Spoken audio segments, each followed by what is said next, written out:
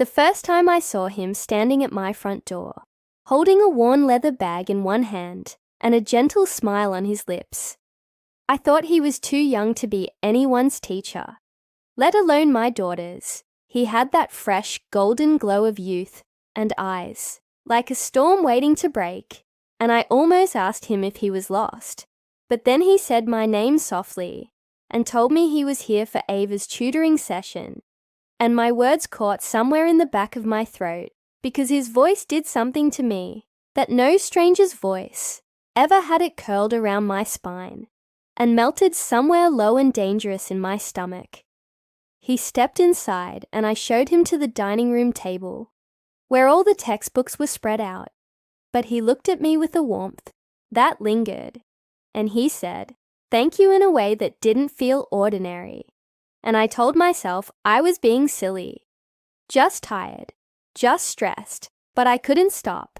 The way I kept glancing at him, the way I noticed how his sleeves were rolled up, revealing forearms dusted with sun and strength, the way he leaned in when Ava struggled with equations, speaking gently and never judging, and the way his laughter filled the quiet house like a balm, like something missing. Every Thursday and Saturday, he returned, each time a little more familiar, his voice more rooted in the air of our home, and I started lingering longer in the room, making tea just a little slower, pretending to fold laundry near the table. And sometimes I caught his gaze meeting mine when Ava wasn't looking, and those moments hit like lightning, silent and scorching. And I should have walked away. I should have gone upstairs. I should have reminded myself of the line between mother and teacher, between propriety and desire. But the line began to blur with every glance and every soft exchange that held more than words. Then one afternoon, Ava went to a friend's house, and he came anyway. I hadn't cancelled the session because part of me wanted him to show up, and when he did, standing at my door again, I told him she wasn't home, and he said, "I know, but I wanted to see you." And I stood there frozen as the weight of his words pressed into me. And all the rules I'd written in my head over years of keeping things proper and clean and safe, they all began to dissolve right there on the doorstep.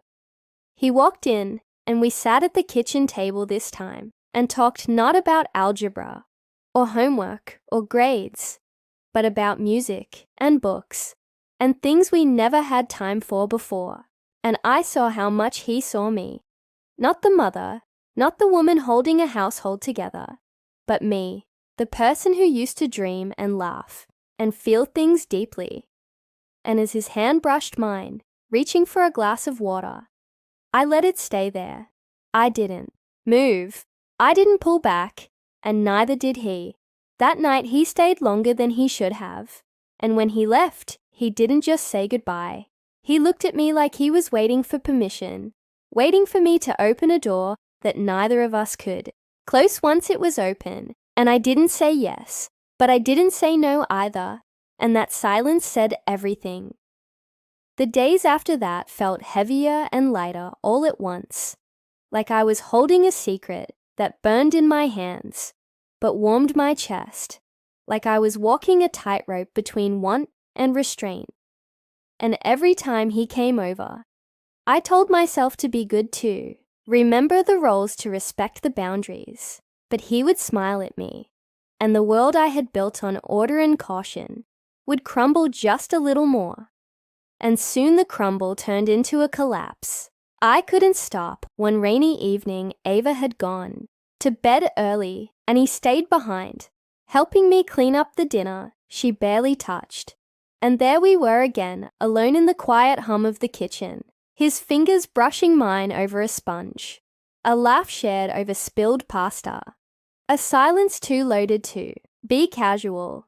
And he looked at me like he had before, like he wanted more, like he was sure of something that I was still too scared to name.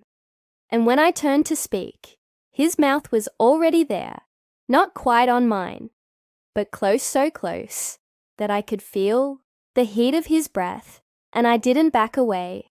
I kissed him first, maybe. Or maybe he kissed me.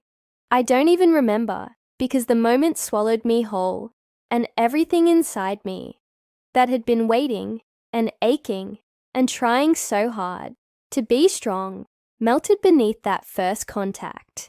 His lips soft but hungry, his hands hesitant but desperate, as if he knew this was wrong but wanted it just the same. And so did I, so deeply, so recklessly, that I let myself fall. We didn't speak much. After that, not in the way people speak to explain or apologize. We spoke with hands and mouths, and lingering touches in the hallway, in the quiet pauses, when Ava left the room in the late evenings, when the house was asleep, and the rules I once lived by were buried beneath the sound of our breathing, the brush of our skin, and the slow discovery of something I never knew I needed until he brought it to life. He saw me in ways no one had in years, not as a mother, not as a woman who played by the rules, but as someone who had locked herself away behind duty and fear and expectation, and he reached into that locked room and pulled me out piece by piece until I could barely recognize the woman I used to be. And I didn't want to go back, but it couldn't last. Not like that, because secrets always beg to be found, and hearts can only beat wild for so long before they start asking questions, before they start making demands. And one evening after a session, Ava asked me why he smiled at me like that, and I froze. Not because I didn't know the answer, but because I did. And I realized then that lines were not just blurred, they were gone. That night I told him we couldn't keep doing this, that the world we had made in the cracks of our lives was too fragile, too forbidden. And he looked at me with something that felt like sorrow, but also understanding. And he said he would walk away if I asked, but that he would never forget what we had. And neither would I, so he left. Not just the house, but the story we wrote between glances and whispered touches.